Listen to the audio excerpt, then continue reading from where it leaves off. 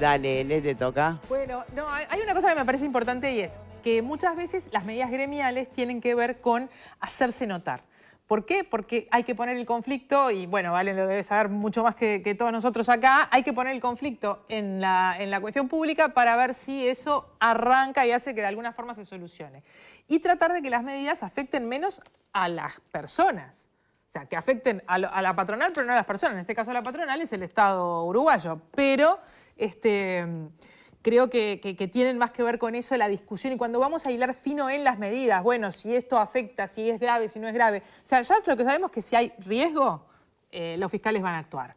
Si no hay riesgo, tomarán las medidas. Son medidas que sirven para algo, por decirlo muy burdamente, y bueno, a nivel de trancar cosas, capaz que no. Por lo menos incomodan, porque claro, incomodó bueno, la pero propia también jerarquía que tuvo que salir a... Tuvo Claro, su efecto, pero logró su cometido. Sí sirve para eso, para que la jerarquía salga a explicar, para que se convoque la tripartita y para poner el tema en agenda. Bien, Jorge. No, yo creo que un poco por la dinámica de los conflictos es eso. Cuando vos tenés un conflicto, es decir, acá hoy estamos hablando del conflicto de los fiscales, pero hace un tiempo atrás nos íbamos a hablar del conflicto de la leche. Y si la leche se hubiera cortado en todo el país sería tan profundo. Pero ahí como lo de los volvemos con la naturaleza de los rubros, ¿no? No, pero siempre es muy importante el conflicto. Mañana la Federación de Lácteos corta la remisión de leche. Acá se un lío bárbaro y traemos al sindicato que nos explique por qué corta los niños, el hospital. Ya sé, pero por ejemplo, la policía no puede hacer paro. No, bueno. Y porque ahí, por eso está la Hizo esencialidad. los tiempos de Sandra Dodera. Pero hizo para la policía. Pero Hizo bueno, y acampó enfrente a... pero yo lo que digo es que la dinámica de los conflictos son eso. Por algo surgió un conflicto, por ahí hay un malestar en los... ¿Cuántos son? ¿300 y pico fiscales? 380. Bueno, hay una cuestión de malestar ahí y que tiene que tener una salida para encontrarla. Me parece, a mí que no estoy metido ahí adentro, me parece que la posición de no ir marcha atrás en una cosa tan sencilla como esa no da para que haya un conflicto de este tipo. Me parece que la fiscal tendría que verlo y decir, bueno, vamos a arreglar este asunto porque es un asunto que no tiene mucho bollete, por decirlo de alguna manera. Pero bueno, son dinámicas propias que tiene y que yo seguramente se van a arreglar dentro de un tiempo, porque esto no sigue in eterno. Pero siempre la dinámica de los conflictos nos trae a nosotros, que somos observadores de afuera, a que es lo peor que nos puede estar pasando en este momento a toda la ciudadanía. Y bueno, Sí, claro. y así reaccionamos. ¿Para qué falta Pablo, Ele? Sí. Para hablar del trabajo de los fiscales, Uy, arrancó pausado. Arranca. hay que ir a Cerrito de Misiones a ver cómo trabaja. Eso es lo primero que tenemos que hablar.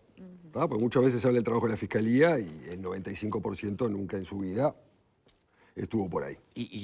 Bueno, con suerte, puede ¿no? haber ido a cobrar un cheque porque era el Banco Santander. También. Pero para hablar del trabajo de los fiscales, Marcas. por lo menos acá en Montevideo, hay que ir a Cerrito de Misiones. Y ahí se van a dar cuenta verdaderamente cuál es el trabajo de los fiscales. Yo lo he dicho siempre, a los fiscales se los han ninguneado todo el tiempo. Todo el tiempo se los han ninguneado, se les ha retaseado recursos. La Fiscalía se mantiene y funciona por el exceso de horas de trabajo que hacen los fiscales. Esa es la realidad. No lo voy a defender a William, se defiende solo, pero la realidad es esa. Cuando se les salen las carpetas por la ventana de los despachos, entonces se les exige celeridad en determinadas causas y de repente tienen 1000 causas. Y son 2 personas, 3 personas trabajando. Sin ir más lejos, el caso ahora de Conexión Ganadera, no había un contador para poner. Es ridículo. Pero se les exige celeridad, es ridículo. Y más ridículo es todavía que tengan que estar en todos los medios de comunicación discutiendo determinadas medidas sindicales por derechos que cualquiera los tiene que tener. Digo, yo a ver, está en la tapa del libro, si vos trabajaste que tenés 10 días de licencia. O sea, es una cuestión de orden, o el tema de amamantar. O sea, no se me ocurre poder discutir ese tipo de cosas. Espero que el Parlamento, una vez más, levante la mano y otorgue el presupuesto para por lo menos, apalear un poquito la situación que vienen teniendo. Y si de lo contrario, no se refieran más a la Fiscalía, porque una cosa es gargantear con decir que no funciona, pero cuando hay que darle lo que necesita para funcionar tampoco se lo dan. Victoria, algo respecto a las condiciones de trabajo, porque está bien reivindicar condiciones de trabajo sin que haya una cosa específica que haya generado un conflicto. Porque si las personas no reivindican sus condiciones de trabajo, eso se sigue dejando para atrás, y no se arma el conflicto, no se llama la bipartita, después no se llama la tripartita, y no se reivindican las condiciones de trabajo, no van a solucionarse nunca. O sea que tener un conflicto o entrar en conflicto por condiciones de trabajo me parece súper válido y me parece que es un ejemplo para todos los gremios. Bien. Yo por primera vez estoy de acuerdo con Pablo. No. Increíble. Me encanta, lo tengo que anotar. ¿Alguno de los dos Lo tiene tengo que problema? anotar. Yo creo que obviamente que estamos en falta con la Fiscalía como institucionalidad. Esta situación lo que deja en evidencia es que estamos poniendo el foco de forma incorrecta, porque estamos poniendo en el banquillo de los acusados una medida gremial, ¿no? Y a quienes la llevan adelante, y en realidad el foco debería estar en la falta del Estado para con la Fiscalía como institución y para con los fiscales como trabajadores y sus derechos, ¿no? La garantía de sus derechos. Entonces, yo creo que si nosotros no ponemos bien el foco, lo que va a terminar pasando es que vamos a perder a un montón de profesionales que están muy capacitados para la tarea y que van a migrar al ámbito privado, y el Estado va a perder esos profesionales, porque si tenemos trabajadores que están trabajando en malas condiciones, donde no se están respetando sus derechos, esos trabajadores en algún momento van a dejar de apostar a trabajar en el Estado y van a migrar al ámbito privado. Queremos un Estado eficiente, queremos un Estado moderno, pero para eso hay que asegurar los derechos de los y las trabajadoras. Yo tengo una corrección idiomática para evitar que se repita, porque la he escuchado muchas veces. Pablo, no apaleemos a la Fiscalía. Le agradezco. Apalear es darle golpes con palo u otra cosa semejante, o sacudir ropas, alfombras, con un palo o una vara. Ya tenemos Por lo bastante, tanto, ya hemos tenido creo bastante que, paleo. Digamos, para... Paliar sí, hoy yo apalear vine, no. Paliar hoy la yo vine con situación es una disposición de otra cosa, criticar sí. la postura, pero no estaba Pobre dispuesto a Rosa no se lo paliar merece al tampoco. doctor Rosa. Bueno, entonces, ahí está. ¿Era eso? Era eso mi Bien. aporte. Rosa. Bien, sí, hay una puntualización que quisiera hacer respecto a lo que decía Pablo, que incluso en esto de los ritmos de las causas, el volumen de trabajo, hasta un ex fiscal general se atrevió a valorizar Que el van ritmo rápido de o la lento. causa iba lento. Una persona que sabe perfectamente, como es el doctor Díaz, que las deficiencias, el déficit que tiene la Fiscalía es sumamente cuantificable, porque él era el que pedía el presupuesto y era el Parlamento, era el sistema político que no se lo daba. Entonces, cuando aparece alguien diciendo eso, por una cuestión de oportunidad, pero en realidad creo que todo el sistema político, si el ex senador Gandini dijo, vinieron pidiendo 80 millones para poner en práctica el código, le terminamos dando 10. Si el doctor Díaz hoy es el prosecretario de la presidencia y era el fiscal general el que solicitaba el presupuesto, lo que tenemos en claro es que todo el sistema político sabe perfectamente, porque yo he aburrido en todas las instancias en las que he ido diciendo que la faltante de recursos.